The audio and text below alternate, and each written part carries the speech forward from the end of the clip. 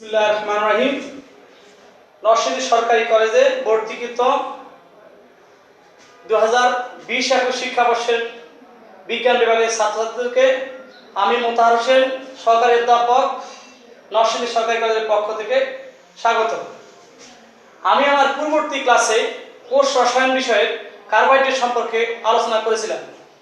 এখন আমি আলোচনা করব উদ্ভিদ বিজ্ঞান বিষয়ের কোষ রসায়ন অধ্যায়ের অ্যামিনো অ্যাসিড এবং প্রোটিন সম্পর্কে।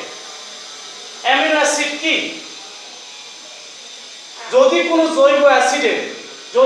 জৈব অ্যাসিডের একটা বা একাধিক হাইড্রোজেন পরমাণু অ্যামিনো মূলক দ্বারা প্রতিস্থাপিত হয়, তখন তাকে বলা হয় অ্যামিনো অ্যাসিড। কোনো জৈব অ্যাসিডের একটি বা একাধিক হাইড্রোজেন পরমাণু অ্যামিনো মূলক দ্বারা প্রতিস্থাপিত হলে তাকে বলা হয় অ্যামাইনো অ্যাসিড। অর্থাৎ যদি কোনো জৈব অ্যাসিডের সাধারণ সংকেত হয় এটি,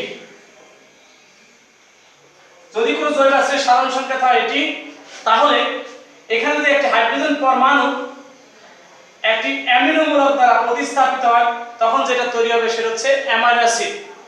তবে একাধিক হাইড্রোজেন পরমাণু প্রতিস্থাপিত হতে পারে। তাহলে আমরা দেখি যে অ্যামিনো অ্যাসিড কি?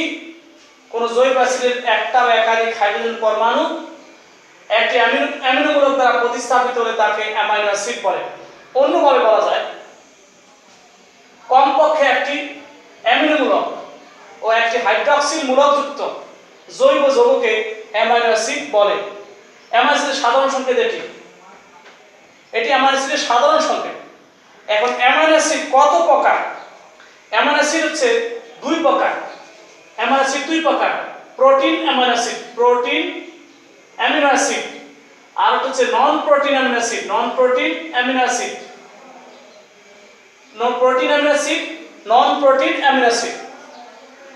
অ্যাসিড কারা?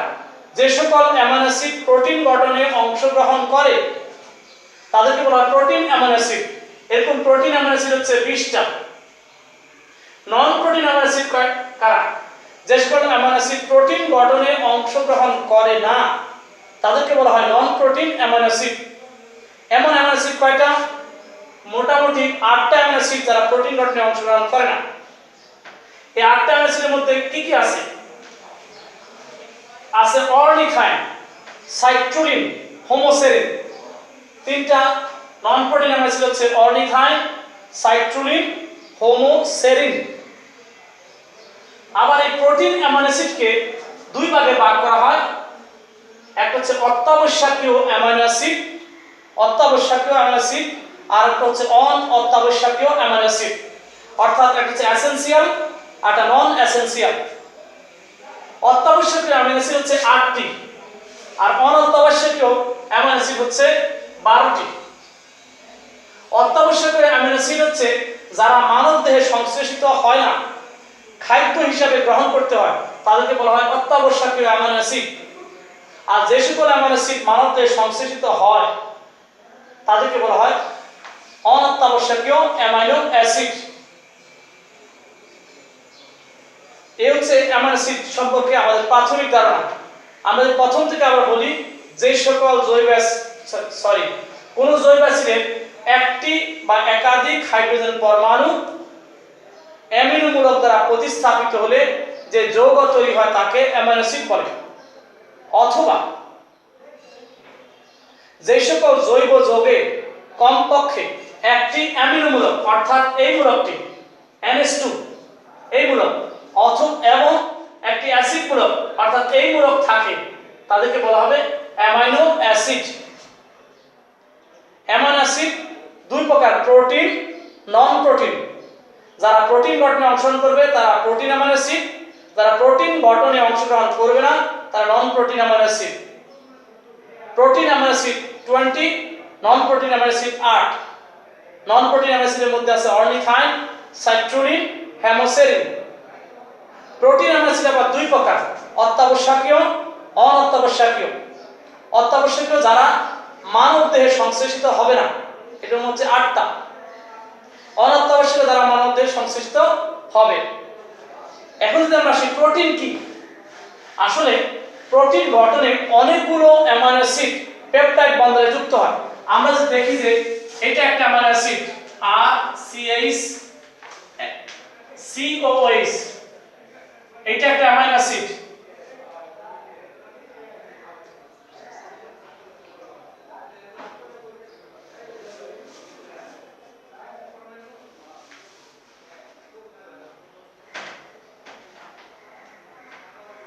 এই যে এখানে দুইটা অ্যামাইনো অ্যাসিড দেখানো হয়েছে, দুইটি অ্যামাইনো অ্যাসিড দেখানো হয়েছে। এই দুইটা অ্যামাইনো অ্যাসিড যদি মধ্যে যদি এই এক অনু পানি অপসারণের মাধ্যমে একটা বন্ধন গঠিত হবে। কিভাবে? এখান থেকে যে তৈরি হবে সেটা হচ্ছে এমন RCH CO NH CH COOH আর এদিকে NH2, অর্থাৎ এই যে বন্ধনটা এখান থেকে আসছে, বন্ধনটা এটা হচ্ছে একটা পেপটাইড বন্ধন। আমরা মনে রাখতে হবে যে অনেকগুলো অ্যামাইনো অ্যাসিড পরস্পরের সাথে পেপটাইড বন্ধন দ্বারা যুক্ত হয়ে যে যৌগ গঠন করে তাকে বলা হয় প্রোটিন। অর্থাৎ প্রোটিন গঠনে অনেকগুলো অ্যামাইনো অ্যাসিড পেপটাইড বন্ধন দ্বারা যুক্ত হয়। তাহলে পেপটাইড বন্ধন কি? একটা অ্যামাইনো অ্যাসিডের অ্যাসিড মূলক অপর অ্যামাইনো অ্যাসিডের অ্যামিনো মূলকের মধ্যে এক অনু পানি অপসারণের মাধ্যমে যে অ্যামাইড বন্ধন গঠিত হয় তাকে পেপটাইড বন্ধন বলে। এটা একটা অ্যামাইড বন্ধন CONH, এটা অ্যামাইডের কাঠামো। এই অ্যামাইড বন্ধনটাকে বলা হয়েছে বিশেষভাবে পেপটাইড বন্ধন। আমি আবার বলছি, একটি অ্যামিনো অ্যাসিডের অ্যাসিড মূলক অপর অ্যামিনো অ্যাসিডের অ্যামিনো মূলকের মধ্যে এক অনু পানি অপসারণের মাধ্যমে যে অ্যামাইড বন্ধন গঠিত হয় তাকে পেপটাইড বন্ধন বলে। প্রোটিনকে পলিপেপটাইড বলা হয় কেন? যেহেতু প্রোটিন গঠনে অনেকগুলো অ্যামাইনো অ্যাসিড পরস্পরের সাথে পেপটাইড বন্ধনে যুক্ত হয়, তাই প্রোটিনকে বলা হয় পলিপেপটাইড। আমরা যদি আসি যে এই যে প্রোটিন আছে, এই প্রোটিনের প্রকারভেদ কি? প্রোটিনকে আমরা চার ভাগে ভাগ করতে পারি। একটা হচ্ছে জৈবিক কার্যাবলীর ভিত্তিতে, জৈবিক কার্যাবলীর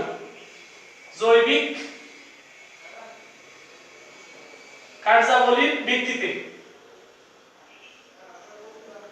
জৈবিক কার্যাবলীর ভিত্তিতে। আর একটা হচ্ছে আকৃতি অনুযায়ী,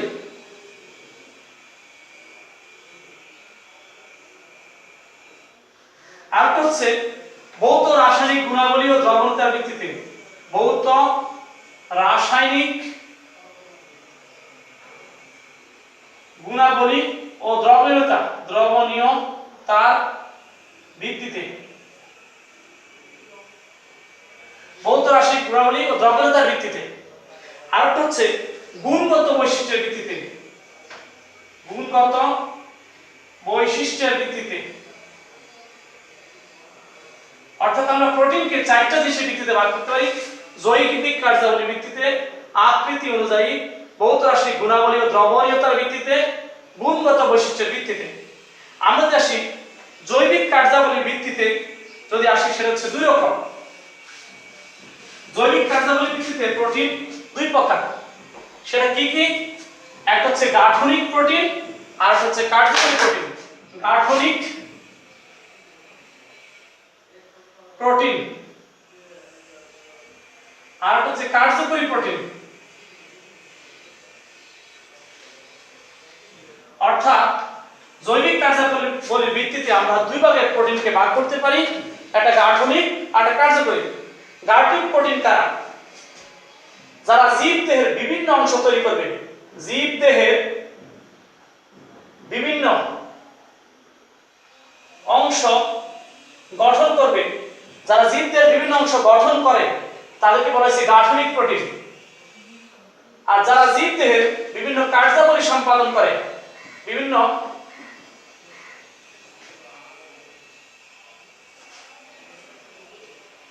কার্যাবলী সম্পাদন করে তারা হচ্ছে কার্যাবলী, অর্থাৎ যারা কাজ করবে গঠন করবে না তারা হচ্ছে কার্যকরী, আর যারা বিভিন্ন অংশ গঠন করবে তারা হচ্ছে গাঠনিক। এখন আমরা যদি দেখতে চাই, যেমন আমাদের ত্বকের মধ্যে শিং, খুর, শুধু আমাদের না অন্যান্য প্রাণীর ক্ষেত্রে দেখতে হবে চুল, নখ, ত্বক, এদের মধ্যে ক্যারাটিন নামক প্রোটিন থাকে। ক্যারাটিন প্রোটিন থাকে আমাদের চুল, নখ এবং হচ্ছে কি ত্বকে। এছাড়া অন্যান্য প্রাণীর খুর, আঁশ, এটার মধ্যে ক্যারাটিন প্রোটিন থাকে। আমাদের অস্থিতে অর্থাৎ হাড্ডি, টেন্ডন এবং যোজক টিস্যুতে থাকে কোলাজেন, এটা একটা গাঠনিক প্রোটিন। সিল্ক, আমরা যে সিল্ক বা রেশমি সুতা এবং মাকড়সার জাল আছে, মাকড়সার জাল, এখানে থাকে হচ্ছে ফাইব্রাইন নামক প্রোটিন। ফাইব্রাইন, আমরা তিনটা প্রোটিন হচ্ছে ক্যারাটিন, তারপর হচ্ছে কোলাজেন আর হচ্ছে ফাইব্রাইন। চুল, নখ, ত্বক, এটার মধ্যে থাকবে ক্যারাটিন, অস্থি, টেন্ডন এবং যোজক টিস্যুতে থাকবে কোলাজেন, সিল্ক এবং মাকড়সার জালে থাকবে ফাইব্রাইন। পতঙ্গের বহিঃকঙ্কাল অর্থাৎ চিংড়ি, কাঁকড়া, লবস্টার, এদের বহিঃকঙ্কালে থাকে হচ্ছে স্ক্লেরোটিন নামক গাঠনিক প্রোটিন। আমাদের তরুণাস্থিতে থাকে যে গাঠনিক প্রোটিন, তা হচ্ছে কন্ড্রিন। আবার আমাদের অস্থিতে একটা গাঠনিক প্রোটিন থাকে, সেটা হচ্ছে সেইন। অস্থির মধ্যে থাকবে সেইন, তরুণাস্থি থাকবে কন্ড্রিন। পতঙ্গের বহিঃকঙ্কালে স্ক্লেরোটিন, সিল্ক এবং মাকড়সার জালে থাকবে হচ্ছে ফাইব্রাইন। অস্থি, টেন্ডন, যোজক টিস্যুতে কোলাজেন, ত্বক, চুল, নখ, এগুলোতে থাকবে হচ্ছে ক্যারাটিন। এই সবগুলোই গাঠনিক প্রোটিন, কারণ এগুলো আমাদের সংশ্লিষ্ট অঙ্গ তৈরিতে অংশগ্রহণ করে। কিন্তু আমাদের দেহে যে এনজাইমগুলো আছে, হরমোনগুলো আছে, ভিটামিন আছে, শ্বাস রঞ্জক যেমন হিমোগ্লোবিন আছে, এগুলো প্রোটিন, কিন্তু এগুলো আমাদের কোনো অংশ গঠন করে না, বরং আমাদের দেহে কিছু জৈব রাসায়নিক কার্যাবলী সম্পাদন করে। এগুলো হচ্ছে কার্যকরী প্রোটিন। যেমন যে এনজাইম, সকল জীবের সকল এনজাইম প্রোটিন, এটা কাজ করে। হরমোন, ভিটামিন, শ্বাসসঞ্জক, এগুলো হচ্ছে কার্যকরী প্রোটিন। আমরা যদি আসি আকৃতি অনুযায়ী প্রোটিন কত প্রকার, আকৃতি অনুযায়ী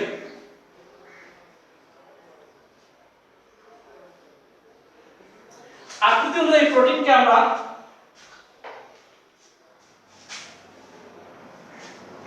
দুই ভাগে ভাগ করব। আকৃতি অনুযায়ী প্রোটিন দুই প্রকার, একটা হচ্ছে গ্লোবিউলার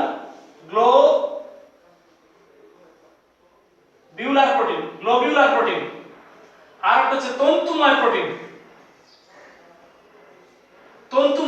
গ্লোবিউলার প্রোটিন, তন্তুময় প্রোটিন, এটা কেমন? আসলে প্রোটিনের গঠন যদি গোলাকৃতির হয় তখন তাকে বলা হবে গ্লোবিউলার প্রোটিন। যেমন হিমোগ্লোবিন, যেটা আমাদের শ্বাস রঞ্জক, অর্থাৎ আমাদের রক্তের লোহিত রক্তকণিকায় থাকে এমন প্রোটিন। হিমোগ্লোবিন হচ্ছে গ্লোবিউলার প্রোটিন। আবার যদি আমরা আসি ইনসুলিন, অর্থাৎ যেটা আমাদের অগ্নাশয়ে তৈরি হয় এবং আমাদের দেহে গ্লুকোজের মাত্রা নিয়ন্ত্রণ করে এমন হরমোন হচ্ছে ইনসুলিন। এই ইনসুলিন একটা প্রোটিন, এটা হচ্ছে গ্লোবিউলার প্রোটিন, অর্থাৎ দেখতে গোলাকার প্রোটিন। তন্তুময় প্রোটিন কি স্যার? যদি আমরা আসি যে এরকম একটার পর একটা অ্যামাইনো অ্যাসিড যুক্ত হয়ে লম্বা তন্তুর মতো কাঠামো তৈরি করবে, অর্থাৎ পলিপেপটাইড চেইনগুলো সমান্তরালভাবে সজ্জিত হয়ে তন্তুর ন্যায় কাঠামো গঠন করলে তখন তাকে বলা হচ্ছে তন্তুময় প্রোটিন। যেমন আমরা কিছুক্ষণ আগে বলছি আমাদের চুলের মধ্যে থাকে ক্যারাটিন, আমাদের অস্থি এবং মাংসপেশিতে থাকে কোলাজেন, এগুলো দেখতে সুতার মতো, এদেরকে বলা হচ্ছে কি তন্তুময় প্রোটিন। অর্থাৎ যে প্রোটিনগুলো দেখতে গোলাকার হবে তারা হচ্ছে গ্লোবিউলার, আর যে প্রোটিনগুলো দেখতে লম্বা তন্তুর ন্যায় তাদের হচ্ছে তন্তুময় প্রোটিন। গ্লোবিউলার প্রোটিনের একটা উদাহরণ হচ্ছে হিমোগ্লোবিন, তন্তুময় প্রোটিনের উদাহরণ হচ্ছে কোলাজেন এবং ফাইব্রাইন, ক্যারাটিন। আমরা যে আসি ভৌত রাসায়নিক গুণাবলীর ভিত্তিতে প্রোটিন কত প্রকার। ভৌত রাসায়নিক গুণাবলীর ভিত্তিতে প্রোটিনকে তিন ভাগে ভাগ করা হয়। একটা সরল প্রোটিন আর একটা যুগ্ম সরল প্রোটিন, যুগ্ম প্রোটিন আর একটা হচ্ছে উদ্ভূত বা উৎপাদিত।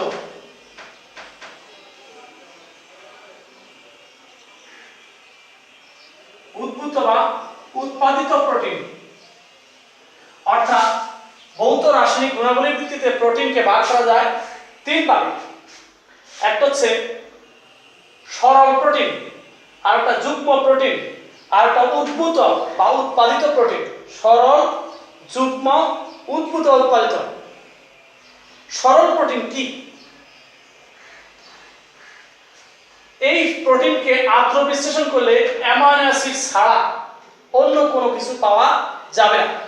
অর্থাৎ যে সকল প্রোটিনকে আদ্র বিশ্লেষণ করলে শুধু অ্যামাইনো অ্যাসিড পাওয়া যায় তাদেরকে বলা হবে সরল প্রোটিন। তাহলে যুগ্ম প্রোটিন কি? যে সকল প্রোটিনকে আদ্র বিশ্লেষণ করলে প্রোটিন অংশের সাথে একটা নন প্রোটিন অংশ পাওয়া যাবে তাদেরকে বলা হবে যুগ্ম প্রোটিন। অর্থাৎ একটা প্রোটিনও থাকবে আর একটা নন প্রোটিন থাকবে, এই দুইটা মিলে যেটা তৈরি করবে সেটা হচ্ছে যুগ্ম প্রোটিন। উৎপাদিত প্রোটিন কি? এই প্রোটিনগুলো প্রকৃতিতে আমরা পাবো না, কিন্তু আমরা ভৌত ও রাসায়নিক প্রক্রিয়ায় কৃত্রিমভাবে তৈরি করতে পারবো। অর্থাৎ যে প্রোটিনগুলো কৃত্রিমভাবে তৈরি করা হয় তাদেরকে বলা হচ্ছে উদ্ভূত বা উৎপাদিত প্রোটিন। যেমন মায়োসিন, এটা আমাদের মাংসপেশিতে অবস্থিত একটা প্রোটিন, এখান থেকে কৃত্রিমভাবে তৈরি করেছে মায়োসান। অ্যালবুমিন, ডিমের মধ্যে অবস্থিত একটা প্রোটিন, এখান থেকে কৃত্রিমভাবে তৈরি করা হয়েছে অ্যালবুসান। মায়োসিন থেকে মায়োসান, অ্যালবুমিন থেকে অ্যালবুসোম বা অ্যালবুসান। তাহলে আমরা তিন প্রকার, সরলে শুধু অ্যামাইনো অ্যাসিড থাকবে, যুগ্মের মধ্যে প্রোটিনের সাথে নন প্রোটিন অংশ থাকবে, উদ্ভূত হচ্ছে প্রকৃতিতে মুক্ত অবস্থায় থাকবে না, ভৌত এবং রাসায়নিক উপায়ে কৃত্রিমভাবে প্রস্তুত করা হবে। এখন যদি আমরা আসি গুণগত বৈশিষ্ট্যের ভিত্তিতে,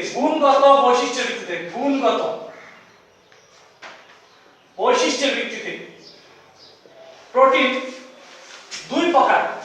একটা হচ্ছে প্রথম শ্রেণীর প্রোটিন আর একটা দ্বিতীয় শ্রেণীর প্রোটিন। প্রথম শ্রেণী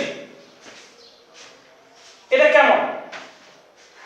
এটার মধ্যে সবগুলো অ্যামাইনো অ্যাসিড থাকবে, সবগুলো অ্যামাইনো অ্যাসিড থাকে, আর এখানে সবগুলো অ্যামাইনো অ্যাসিড থাকে না।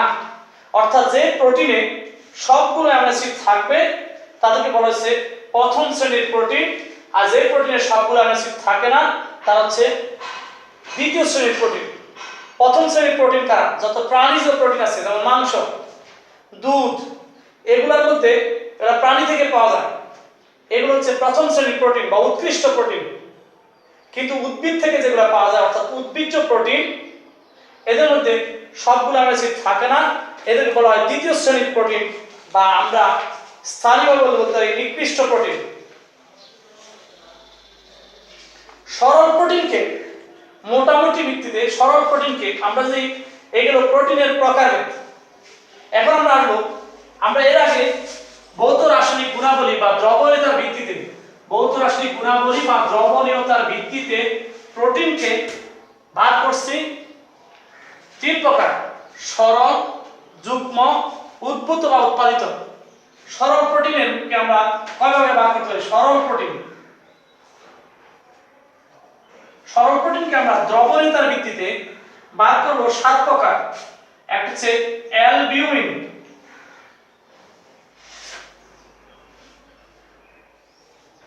আরেকটা হচ্ছে গ্লোবিউলিন,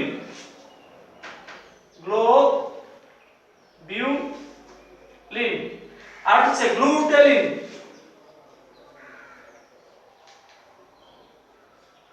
আরেকটা হচ্ছে প্রোলামিন,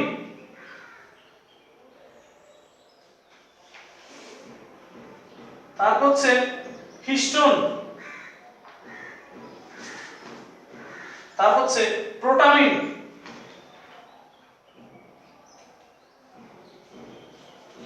আর একটা হচ্ছে স্ক্লেরোপ্রোটিন।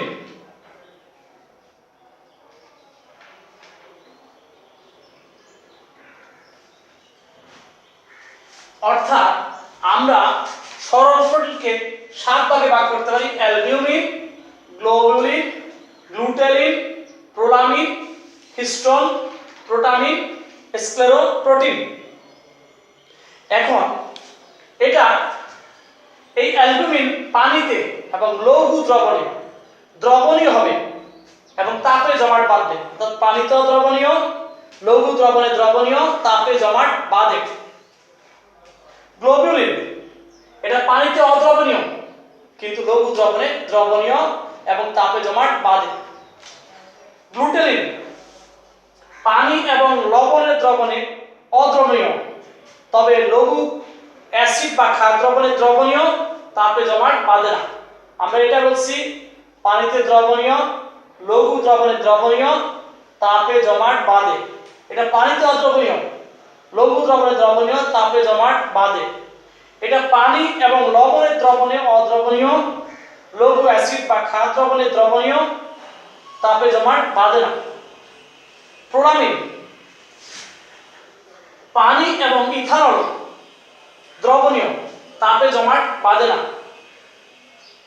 হিস্টোন এটা পানিতে দ্রবণীয়, তাপে জমাট বাঁধে না। প্রোটামিন এটা পানি, লৌহ অ্যাসিড এবং অ্যামোনিয়াম হাইড্রোক্সাইডে দ্রবণীয়, পানি, লৌহ অ্যাসিড, অ্যামোনিয়াম হাইড্রোক্সাইডে দ্রবণীয়, তাপে জমাট বাঁধে না। স্ক্লেরোপ্রোটিন এটা পানি, লৌহ দ্রবণে দ্রবণীয় নয়, তবে তাপে জমাট বাঁধে। অর্থাৎ অ্যালবুমিন পানিতে দ্রবণীয়, লঘু দ্রবণে দ্রবণীয়, তাপে জমাট বাঁধে। গ্লোবুলিন পানিতে দ্রবণীয় না, লঘু দ্রবণে দ্রবণীয়, তাপে জমাট বাঁধে। গ্লুটেলিন এটা পানি এবং লবণের দ্রবণে অদ্রবণীয়, লঘু অ্যাসিড বা ক্ষার দ্রবণে দ্রবণীয়, তাপে জমাট বাঁধে না। প্রোলামিন পানি এবং অ্যালকোহলে দ্রবণীয়, তাপে জমাট বাঁধে না। হিস্টোন পানিতে দ্রবণীয়, তাপে জমাট বাঁধে না। প্রোটামিন পানি, লৌহ অ্যাসিড ও অ্যামোনিয়াম হাইড্রোক্সাইডে দ্রবণীয়, তাপে জমাট বাঁধে না। স্ক্লেরোপ্রোটিন পানি, লৌহ দ্রবণে দ্রবণীয়, তাপে জমাট বাঁধে। এখন অ্যালবুমিন কোথায় থাকে? ডিমের সাদা অংশের মধ্যে যে অ্যালবুমিন থাকে তাকে বলা হয় ওভো অ্যালবুমিন। রক্তরস এবং সিরামে থাকে সিরাম অ্যালবুমিন। দুধের মধ্যে থাকে ল্যাকটালবুমিন। গমের বীজে থাকে লিউকোসিন। সিম বীজে থাকে লিগুমেলিন। মাংসপেশিতে থাকে মায়ো অ্যালবুমিন। এই সবগুলো হচ্ছে অ্যালবুমিনের উদাহরণ। গ্লোবিউলিন ডিমের কুসুমের মধ্যে থাকে ওভোগ্লোবিউলিন। রক্তরসে থাকে সিরাম গ্লোবিউলিন। চোখের লেন্সে যে গ্লোবিউলিন থাকে তা হচ্ছে ক্রিস্টালাইন গ্লোবিউলিন। মাংসপেশিতে থাকে মায়োসিন গ্লোবিউলিন। চীনা বাদামে থাকে হচ্ছে অ্যারাচিন। আলুতে টিউবেরিন। মটর বীজে লেগুলিন। শন, পাট এবং তুলায় থাকে অ্যান্ডোস্টিন। এই সবগুলো হচ্ছে গ্লোবিউলিন। গ্লুটেলিন এটা শুধু গমে থাকে, এটা হচ্ছে গ্লুটেনিন। প্রোলামিন এটা ভুট্টার মধ্যে থাকে জেইন। ভুট্টার যে প্রোলামিন থাকে সেটা জেইন। জব এবং বার্লির মধ্যে থাকে হর্ডিন। গম এবং রাইয়ের মধ্যে থাকে গ্লিয়াডিন। হিস্টোন এটা আমরা জানি যে শুধু ক্রোমোজোমে থাকে। প্রোটামিন এটা শুক্রাণুর ক্রোমোজোমে থাকে। স্ক্লেরোপ্রোটিন এটা চুল, নখ, পালক, শিং এগুলোতে থাকে, যেমন ক্যারাটিন এটা একটা স্ক্লেরোপ্রোটিন। হাড়ে থাকে টেন্ডন, এটা স্ক্লেরোপ্রোটিন। এই হচ্ছে আমাদের সরল প্রোটিন। সবাইকে এতক্ষণ ধৈর্য ধারণ করে আমার ক্লাস শোনার জন্য অসংখ্য ধন্যবাদ। আল্লাহ হাফেজ।